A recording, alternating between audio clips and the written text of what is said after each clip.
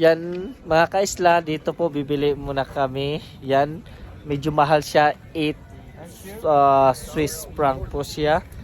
Yan yung soup, 8. Tapos kay Arnel yung 10. Tapos yung sausage. Yan. So, kakain muna kami dito. May mga table naman mga kaisla. Super lamig. Super ganda ng view mga kaisla, no? Look kung gaano siya kaganda. Diba? So here, let's see, let's check. Yeah, what's the name of that, brother? What's the name of that? What kind of soup? Chili. Chili soup? Chili con carne. Chili con carne. Yan.